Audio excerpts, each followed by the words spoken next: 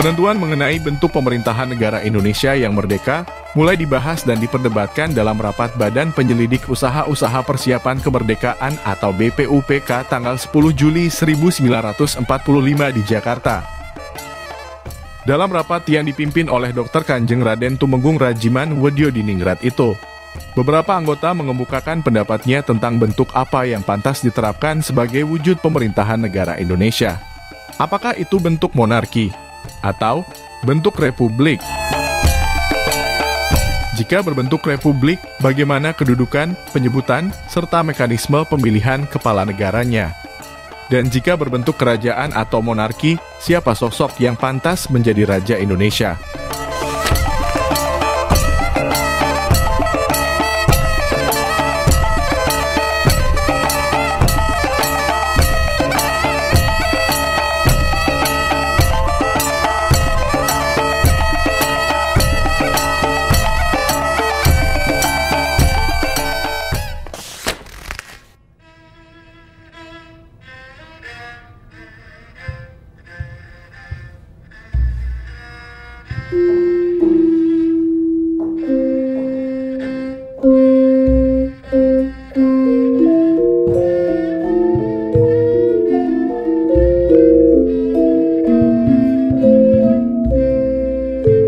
Dalam rapat sebelumnya, Insinyur Soekarno sempat menyatakan bahwa ia tidak akan memilih bentuk negara monarki karena kepemimpinan monarki yang bersifat turun-temurun. Katanya, "Saya seorang Islam dan saya seorang Demokrat. Karena saya seorang Islam, saya menghendaki mufakat, maka saya menginginkan supaya tiap-tiap kepala negara pun dipilih." Soekarno juga mencontohkan bahwa di masa kekhalifahan Islam pun, rakyatlah yang memilih seorang pemimpin atau Amirul Mukminin.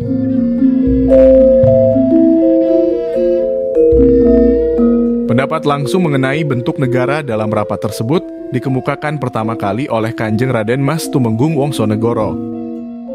Wongsonegoro mengemukakan bahwa hendaknya penentuan bentuk negara Indonesia diserahkan kepada rakyat melalui voting atau pemilihan.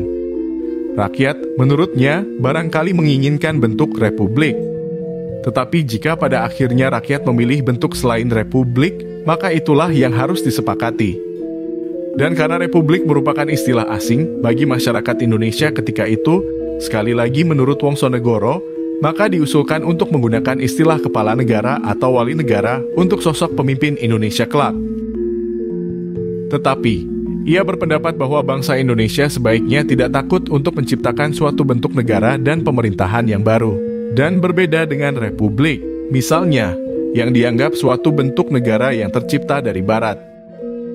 Bangsa Indonesia, sebagai bangsa Timur, harus berani membuat bentuk pemerintahannya sendiri. Namun demikian, mengingat kemerdekaan Indonesia harus segera direalisasikan, Wongsonegoro setuju untuk menerapkan sistem republik sebagai bentuk negara untuk sementara waktu, sembari menunggu pelaksanaan voting oleh rakyat.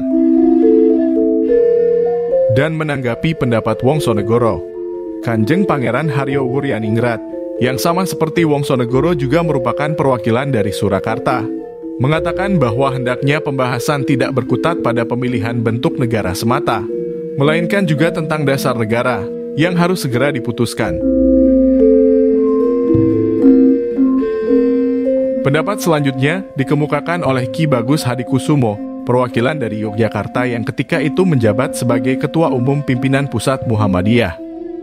Ia mengatakan, umpama ditanyakan, apakah negara Indonesia akan diperintah oleh seorang raja yang turun-temurun, semua orang pasti setuju dengan kedudukan seorang pimpinan yang tidak turun-temurun. Menurutnya, yang disukai oleh rakyat adalah negara dengan pemerintahan yang dikepalai oleh pemimpin yang tidak dipilih secara turun-temurun, melainkan oleh pemimpin yang dimufakati oleh rakyat.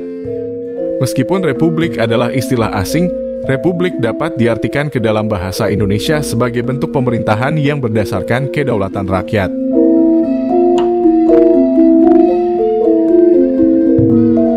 Pendapat menarik dikemukakan oleh Peter Frederick Dahler, seorang politisi Indo yang setelah proklamasi kemerdekaan mengubah namanya menjadi Amir Dahlan.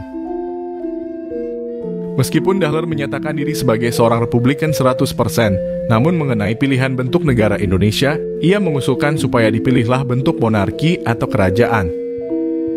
Menurut Dahler, Penerapan sistem monarki bagi Indonesia akan membawa kemajuan kemanusiaan, kemajuan keagamaan, serta berbagai bentuk kemajuan positif lainnya. Sebab, seorang raja itulah yang menjadi wakil Allah di dunia.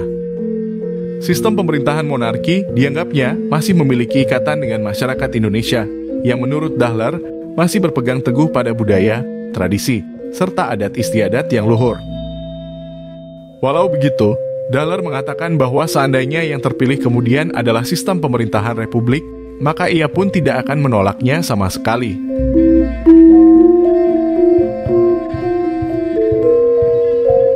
Permasalahan mengenai penerapan sistem monarki pada negara Indonesia dikemukakan oleh Mr. Raden Mas Susanto Tirtoprojo dari Surakarta. Terutama sekali adalah mengenai siapa sosok yang bisa dipilih menjadi Raja Indonesia. Berdasarkan pengamatan dan pengalaman Susanto, bagi rakyat di desa-desa, memang mereka hanya mengenal sistem kerajaan sebagai bentuk pemerintahan negara. Akan tetapi, di tengah tuntutan untuk secepat mungkin menentukan apa bentuk negara dan siapa pemimpin negara saat itu, jelas betapa sulitnya untuk memilih seorang raja dalam waktu yang begitu singkat. Seandainya yang dipilih sebagai Raja Indonesia adalah salah satu raja dari sekian banyak raja-raja daerah di Nusantara yang bertahta saat itu, maka belum tentu sosok raja itu bisa diterima oleh seluruh rakyat Indonesia. Untuk menjamin persatuan menjelang kemerdekaan, Susanto berpendapat sebaiknya diangkat saja seorang kepala negara yang dipilih, tetapi ia tidak disebut sebagai presiden. Dan seperti yang Susanto cantumkan dalam rancangan Undang-Undang Dasar, jika seorang kepala negara tersebut sangat bersahaja, dan dalam perjalanannya dia telah begitu berjasa serta sangat dicintai rakyat, maka kepala negara tersebut bisa saja dinobatkan sebagai Raja Indonesia.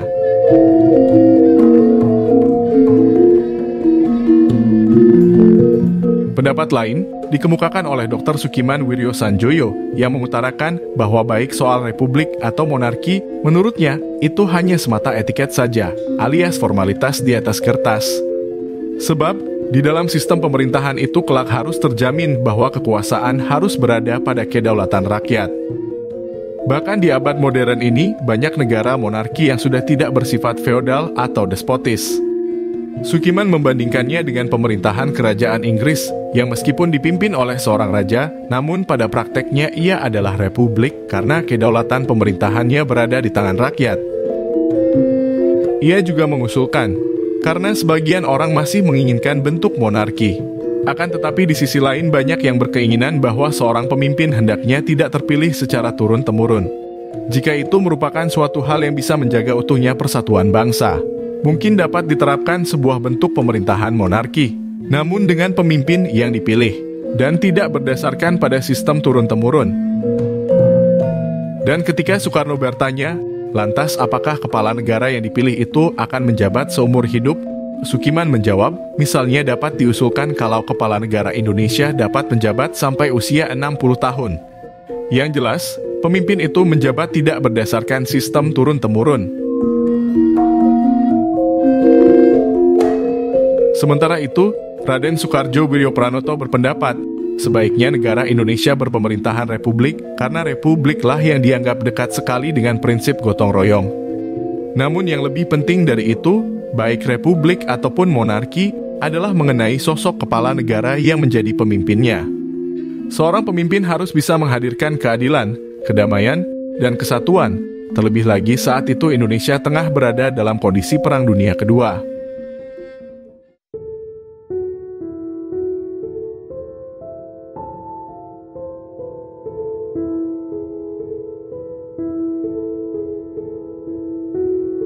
Pendapat yang lebih panjang dan tegas diutarakan oleh Mr. Muhammad Yamin, yang ketika itu menjabat sebagai penasehat Departemen Propaganda bentukan penjajah Jepang. Menurutnya, bentuk pemerintahan yang jelas dan tegaslah yang harus diterapkan, bukannya bentuk pemerintahan yang ambigu dan bersifat sementara. Karena semua itu menyangkut penyelenggaraan pemerintahan dan pembagian kekuasaan, serta kekuatan Indonesia yang merdeka berdaulat di mata dunia internasional. Pendapat tersebut mendapat balasan dari Raden Panji Singgih, yang mengatakan bahwa baik berbentuk republik atau monarki, serta apapun gelar jabatan kepala negaranya, Kedudukan Indonesia merdeka di mata dunia internasional tetaplah bergantung pada kekuatan persatuan bangsa serta kedaulatan rakyat. Bukan masalah bentuk pemerintahan negaranya. Kembali pada pendapat Muhammad Yamin, ia dengan secara tegas mendukung terbentuknya pemerintahan republik bagi negara Indonesia. Yamin juga mengemukakan 5 alasan mengenai penolakannya terhadap bentuk monarki atau kerajaan. Pertama, monarki menganut sistem kepemimpinan yang dipilih berdasarkan suksesi turun-temurun. Yamin berpandangan, seorang keturunan raja belum tentu terjamin kualitas dan kemampuannya untuk meneruskan kepemimpinan orang tuanya. Kedua, pemerintahan monarki tentunya akan menghadirkan dinasti, baik dinasti baru maupun dinasti-dinasti kerajaan daerah yang sudah ada. Di saat krusial seperti ini, menghadirkan dinasti baru adalah suatu usaha yang, menurut Yamin, semata-mata bertentangan dengan prinsip Indonesia merdeka. Yang ketiga adalah mengenai masalah pemilihan raja jika kerajaan Indonesia benar-benar didirikan. Yamin mengemukakan betapa sulitnya mencari sosok yang pantas untuk dijadikan raja Indonesia karena ruang lingkup pemilihannya yang terlalu besar. Bayangkan, betapa sulitnya jika hendak memilih satu orang raja atau sultan di daerah untuk dinobatkan sebagai seorang raja nasional. Karena di Jawa bagian tengah saja terdapat 4 monarki aktif, dengan 2 kerajaan dan 2 kadipaten otonom. Di Bali keseluruhan, terdapat 8 kerajaan aktif. Di Sumatera, terdapat sekitar 100 monarki yang terdiri dari beberapa kesultanan besar dan berbagai kerajaan kecil. Di Kalimantan, ada hampir 20 monarki. Terlebih lagi di Sulawesi, Nusa Tenggara, Kepulauan Maluku, dan Papua bagian barat yang memiliki ratusan kerajaan. Bila ditotal, keseluruhan hampir terdapat sekitar 300 lebih monarki yang tersebar dari Sumatera hingga pesisir barat Papua. Sungguh bukan perkara mudah kalaulah harus memilih satu sosok kepala negara di antara ratusan raja-raja itu. Keempat, jika monarki diterapkan, ditakutkan akan muncul sistem oligarki dalam pemerintahan.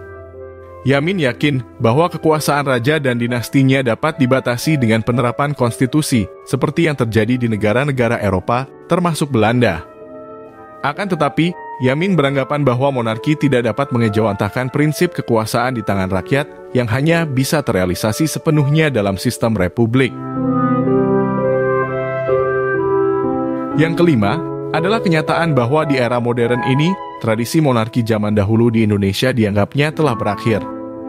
Yamin, yang di kemudian hari berbesan dengan Pangeran Adipati Mangkunegoro VIII dari Mangkunegaran Surakarta itu mengatakan, pergerakan kemerdekaan yang sudah berlangsung 40 tahun lamanya, jelaslah menginginkan negara Indonesia merdeka dalam bentuk republik, dan di dalamnya diatur pembagian kekuasaan yang berada pada kedaulatan rakyat. Hanya dengan sistem pemerintahan republiklah, maka dapat tercapailah cita-cita Indonesia merdeka. Ia yakin bahwa rakyat menghendaki bentuk republik, dan republiklah yang memberi jiwa kepada bangsa Indonesia. Negara Indonesia haruslah berpemerintahan yang dijalankan secara musyawarat dengan pembagian kekuasaan dan dipimpin oleh kepala negara yang dipilih oleh Badan Permusyawaratan Rakyat. Meskipun usulan mengenai negara kesatuan atau negara federasi belum dibahas saat itu, Yamin dengan tegas menolak sistem republik federal, karena menurutnya, negara Indonesia harus berbentuk kesatuan yang tidak terpecah-pecah, baik secara pemerintahan pusat, pemerintahan daerah, maupun kebangsaannya. Ia juga menyangkal bahwa republik adalah istilah yang asing bagi masyarakat Indonesia, karena baginya, bentuk republiklah yang sejak semula menjadi kemauan masyarakat luas.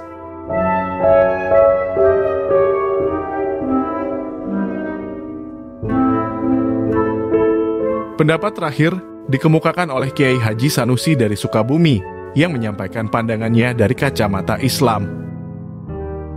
Menurut Kiai Sanusi, bentuk monarki atau kerajaan memang diterima oleh agama Islam sekaligus dipuji oleh agama Islam. Namun, mendirikan kerajaan, terutama di era modern, tentulah sangat berat karena seorang raja yang bertahta nantinya adalah sosok wakil mutlak dari Tuhan.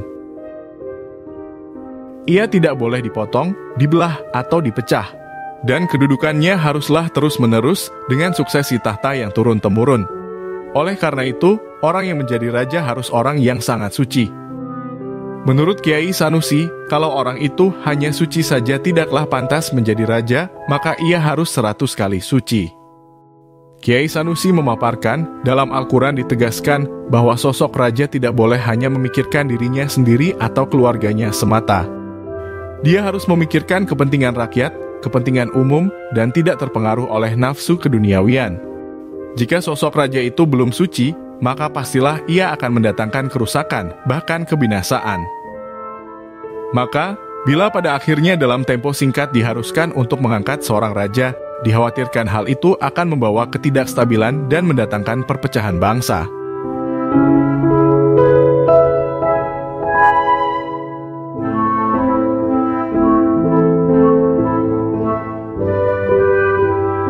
Setelah beberapa peserta rapat memaparkan pendapat dan masukannya mengenai masing-masing kelebihan dan kekurangan republik maupun monarki, Kanjeng Rajiman selaku Ketua BPUPK kemudian memimpin proses voting atau pengambilan suara.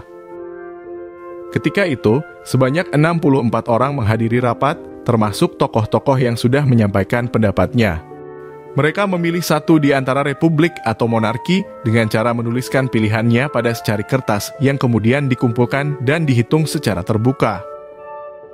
Sebelum pemilihan, Kiai Haji Abdul Kahar Musakir sempat memimpin para peserta rapat untuk berdoa dan mengheningkan cipta, agar mereka memilih dengan hati dan pikiran yang bersih. Karena hasil dari pilihan mereka itu akan dipertanggungjawabkan kepada seluruh rakyat Indonesia. Melalui penghitungan, terdapat 55 suara untuk republik, 6 suara untuk monarki atau kerajaan, 2 suara lain-lain, dan 1 kertas kosong. Maka, dalam rapat itu, Kanjeng Rajiman menetapkan bahwa negara Indonesia yang merdeka dan berdaulat ialah negara yang berbentuk dan berpemerintahan republik.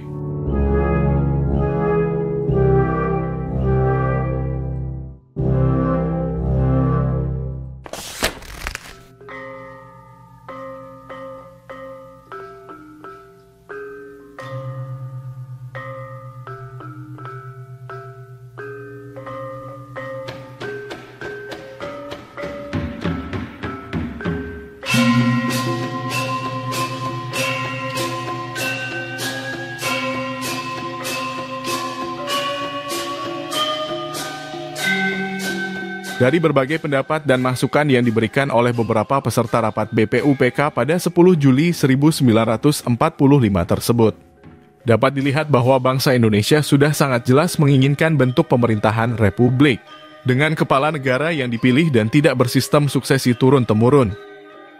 Bahkan, para peserta yang mendukung sistem monarki pun dengan jelas menyatakan kalau mereka sama sekali tidak menolak sistem republik. Meskipun pada rapat itu tidak secara spesifik dibahas apakah monarki yang dimaksud adalah monarki absolut atau monarki konstitusional, apakah republik yang dimaksud adalah republik presidensil atau parlementer, kesatuan atau federal. Seperti yang sudah diutarakan oleh Muhammad Yamin, di Indonesia akan sangat sulit memilih satu sosok raja nasional di antara ratusan raja-raja daerah. Selain karena jumlah institusi kerajaan daerah yang begitu banyak itu, penduduk Indonesia secara nyata terdiri dari suku dan etnis yang berjumlah ratusan pula. Dan setiap kerajaan daerah itu tentunya ialah kerajaan yang bercorak etnis, seperti Kesultanan Siak yang Melayu, Kesultanan Yogyakarta yang Jawa, Kerajaan Klungkung yang Bali, dan sebagainya. Di Indonesia, tentu lebih cocok memiliki pemimpin yang mampu menjadi pemersatu, meskipun dia terlahir dari suku tertentu, namun dia bukan anggota dari dinasti suatu kerajaan daerah yang masih bersifat kesukuan. Karena sudah menjadi kepastian bahwa pemerintahan monarki sangat kental dengan pelaksanaan adat istiadat dan budayanya yang luhur.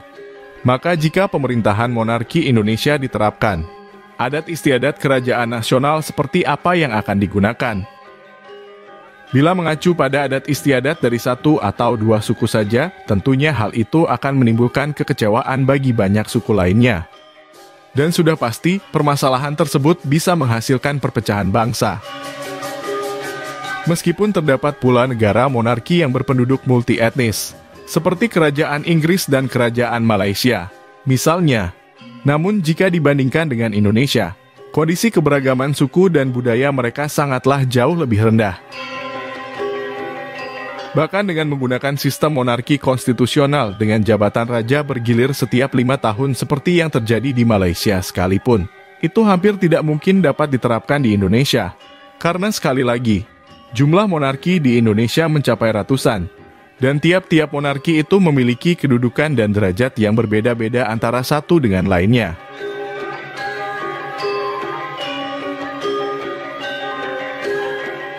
Bagaimana jika mengangkat sosok di luar dinasti kerajaan daerah, misalnya dari kalangan rakyat biasa, sebagai Raja Indonesia? Itu pun juga nyaris mustahil dilakukan, lebih-lebih di abad ke-20, ketika sebagian masyarakat dunia lebih menyukai eksistensi pemerintahan negara yang berdasarkan kedaulatan rakyat. Bahkan sebagian negara monarki yang mampu bertahan sampai saat ini adalah mereka yang berbentuk monarki konstitusional. Sebuah pemerintahan monarki dengan kekuasaan raja yang sangat dibatasi, membuatnya sebagai kepala negara yang hanya menjadi simbol pengayom dan pemersatu bangsa. Sementara kekuasaan pemerintahan berada di tangan rakyat melalui wakil-wakilnya. Atau, seperti pendapat Susanto Tirtoprojo, bagaimana jika pada suatu saat kelak, terdapat seorang presiden Indonesia yang begitu berjasa, serta sangat dicintai rakyat, sehingga ia layak untuk diangkat menjadi raja. Rakyat Indonesia memang masih menghargai dan menghormati eksistensi kerajaan-kerajaan daerah. Karena para raja dan institusi kerajaan-kerajaan daerah itulah yang menjadi pemangku adat serta benteng pelestari budaya suku-suku di daerah tersebut. Namun jika harus mengubah bentuk negara Indonesia dari republik menjadi monarki dengan menobatkan seorang kepala negara sebagai raja, sungguh hampir mustahil hal semacam itu bisa terjadi. Itu pun terbukti kemudian ketika Presiden pertama Indonesia ditetapkan sebagai presiden seumur hidup pada tahun 1963. Keadaan tersebut menjadi polemik di tengah masyarakat.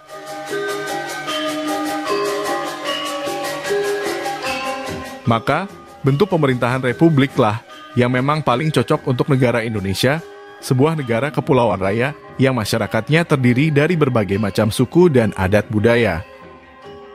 Bahkan sejak proklamasi kemerdekaan Indonesia di tanggal 17 Agustus 1945, dan setelah sidang PPKI pada 18 Agustus keesokan harinya, berbondong-bondong para Raja Sultan Nusantara menyatakan bahwa beliau dan kerajaannya mendukung dan bergabung dengan Republik.